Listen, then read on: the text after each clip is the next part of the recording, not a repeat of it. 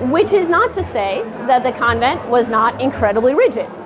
In the novitiate, in the first 6 months of being in the convent, it was like 20 hours of silence. There were rules for how you held your fork. There were rules for how you cut a banana. There were rules for how you greeted the sisters a step ahead of you. They wore habits, obviously. They prayed on their knees for a certain number of hours a day. There was prayer at 5 a.m. There was prayer at 9 a.m. There was, all in Latin, right? Incredibly, almost militaristic regime. So she entered the convent in that world, and for example, once you entered, if you were going to stay, she didn't get to go to her brother's wedding because she was assigned to God now. So she didn't leave the convent during that novitiate period. So her brother got married, she couldn't go to the wedding. It's like that scene in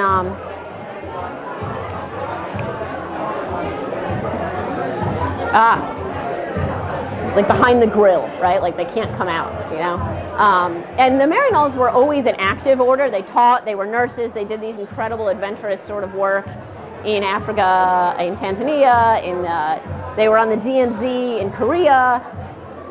The Sound of Music is what I'm thinking about.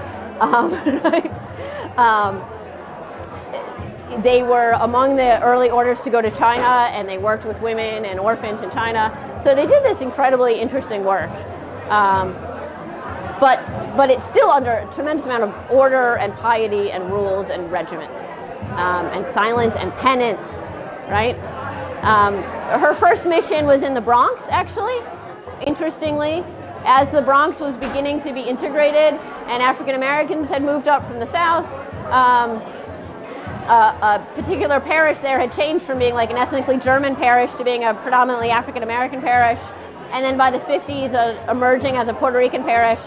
And the archdiocese didn't know what to do. The archdiocese didn't know what to do. The nuns that had run that a different order was like, whoa, we don't know these people. They're not our people. And so the diocese actually called the Maryknolls and were like, you people deal with dark people, can you come? So that's very fascinating, right? In 1946, the Maryknoll chapter, their conference where they set out their goals, made a commitment to working with African American communities in the U.S. They had always worked with Asian communities in the U.S., and then they did all this abroad work. So it's this funny little period where there's a black parish in the Bronx, and they have to call in the Maryknolls to work on it because the church was that racist, that they needed a foreign missionary order to run it. So she works in the Bronx in the 50s, and it's kind of like a half black, half Puerto Rican parish by the time she leaves after 6 years.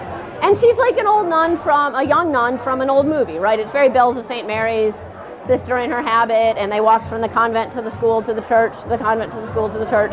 They kind of never left the block, and they didn't have much to do with the rest of the neighborhood, but they tried to provide a decent education for kids who were going to get a really raw deal in life, pre-civil rights.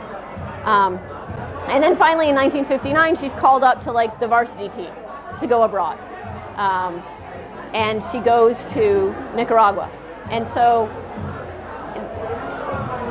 she knew she'd had like 1 semester of Spanish at a little language school in the city while working in the Bronx. And then she is assigned to work in Nicaragua. And this is Somoza's dictatorship, pre-revolution Nicaragua. She's assigned to a gold mining town where the Maryknolls have had a mission since 1946. And it also is like a mission from like some old movie, right? There's a gold mine that's run by a Canadian firm, and there's the company, the whole place is a company town. But the Canadians live in first world style houses with a golf course and lawns and good food. And the people of Ciuna dig gold for them and live in incredible poverty without a union, with intestinal diseases, with gross anemia, with tremendous malnutrition. And then there's a church, and the church runs a little school, which was an improvement from before when there was no school. So she's a teacher for several years there. And this is just as Vatican II is beginning to happen, and just as an understanding of what a nun's role in the world is beginning to change. So for the first several years, it's work that's not going to upset anybody, right? It's teaching poor kids in a gold mining town. And the sisters, they were not ignorant, right? They thought it was pretty messed up that these Canadians took all the gold and the people were still poor. But it wasn't their place to mess with that. It wasn't their place to cause a stink. So they taught class, and they taught CCD, and they taught the kids to be good, and they didn't question the bigger system. And then as Vatican II rolls in, and as this commitment to adult faith formation happens, they start working with adults. And that means not in the classroom where the nun is in charge, right? It means actually going out to the houses, going out to these little wooden put-together houses, which often didn't even have any furniture in them, and sitting down around the stone fire that's maybe outside the house and talking to the women there and saying, so what's your life like? So let's read a little bit of the gospel and you tell me what it means to you. People read that story according to the situation they live in, and so you draw some pretty radical implications from it. And Maura was really inspired by this work. She's really good at connecting with people. Even though her Spanish wasn't great in those first years, she was just really great at, people always told me, if you were standing in front of her, it was like there was nobody else in the world. She was just paying attention to you. And you felt heard, and you felt recognized. So she's sitting in houses in Siuna listening to gold miners' wives talk about the struggles of their lives, and she's really taking it in. And she's really trying to figure out what you do with this.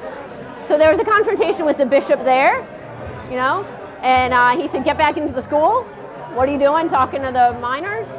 And the nuns decided with great heartache that they had educated enough generations of Nicaraguans in this place that they could take over the school, and the Maryknolls would leave and follow this Medellin-inspired way of being nuns and go live in a shanty town on the edge of Lake Managua in Managua. And so in 1970, she leaves the gold mining town and goes to work in a squatter's village, basically, squatters' encampment along this lake. And it's all people who've been displaced from the countryside because there'd been a drought, and because the Somoza dynasty owned most of the land and owned most of the industries. So people were displaced rural workers, ended up in the city, just scraping by, selling homemade tortillas in the market, getting a little bit of fruit, things like that.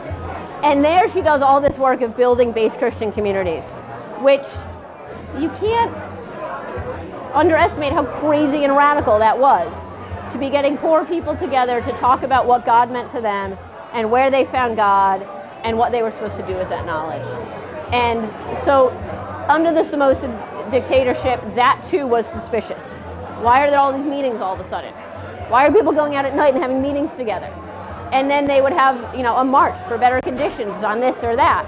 And even by the early 70s, this all intersects with broader political things going on. And those base Christian communities kind of became like a fodder for integration of Christians into this bigger political struggle. And Maura was totally, deeply a part of that movement in Nicaragua from 1969 on. There's an earthquake in Nicaragua in 1972, which was a horrific earthquake. She was in it. She had to climb out a window. It also proved a turning point for Nicaraguan history because tremendous amounts of foreign aid came in, disaster relief came in, and the Somoza dictatorship kind of took most of it, right? Enriched themselves. Not a lot of relief was provided. And this radicalized, or at least politicized, a lot of people who had previously not been politicized, including middle class and business class people in Nicaragua.